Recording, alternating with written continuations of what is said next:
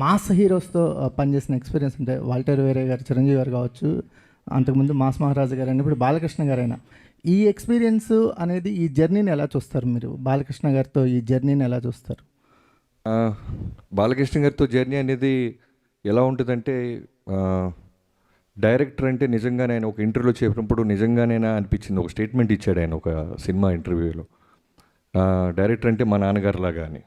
నిజంగానే ఉంటుందా? ఒక డైరెక్టర్ నాన్నగారులాగా చూస్తారనుకున్నాను, కానీ నిజంగా చెప్తున్నాను, హీ విల్ కమ్ లైక్ ఒక స్కూల్కి వెళ్తున్న పిల్లోళ్ళలాగా వచ్చి, నాకేం తెలియదు, మీరు చెప్పండి చేస్తాను.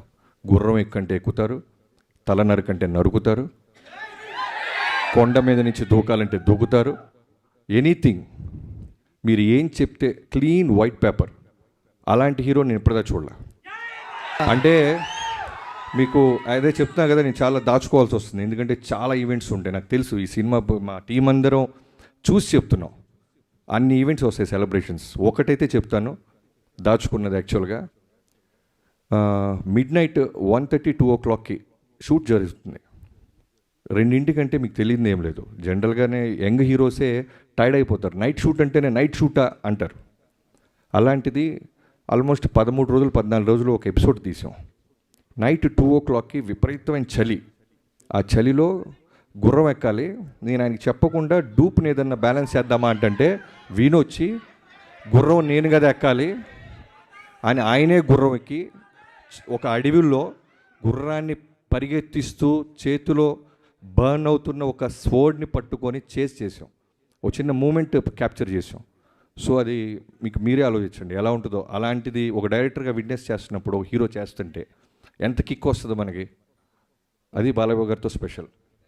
డైలాగ్స్ మీకు స్పెషల్ ఉంది సార్. బాలకృష్ణ గారి డైలాగ్స్కి ఒక సపరేట్ ఫ్యాన్ బేస్ ఉందంటే, ఆయన డైలాగ్స్ ఫస్ట్ టైం మీరు విట్నెస్ చేస్తున్నప్పుడు ఎలా ఫీల్ అయ్యారు? అదే బాలయ్య గారి గురించి తెలియదేం లేదు, ఎమోషన్స్ డైలాగ్స్ అన్నీ నెంబర్ 1. కానీ ఇందాక అన్నాను కదా, నేను వంశీ గారు మేమందరం టీం తమన్ గారు కూర్చున్నప్పుడు ఏమనుకున్నామంటే, బాలయ్య బాబు గారి మాస్ ఎలిమెంట్స్ అన్నీ ఉంటూ ఎక్కడో చిన్న న్యూ ఏజ్ కొత్త ప్రయత్నం చేయకపోతే మనకంటూ ఒక మార్క్ ఉండదు. మనం ఏదో ఒక గిఫ్ట్ లాగా ఇవ్వాలి, మనం ఏదో ఒకటి కొత్తది చేయాలి అనే ఒక మోటివ్తోనే చాలా మటుకు మాస్ ఎలిమెంట్స్ మిస్ అవ్వకుండా ఒక కొత్త బాలకృష్ణ గారి అవతారాన్ని క్రియేట్ చేసాం. డైలాగ్ డెలివరీస్ కానీ మీరు సినిమా చూస్తే అర్థమవుద్ది మేము తీసుకున్న కొత్త ఇన్వెన్షన్ ఏంటో.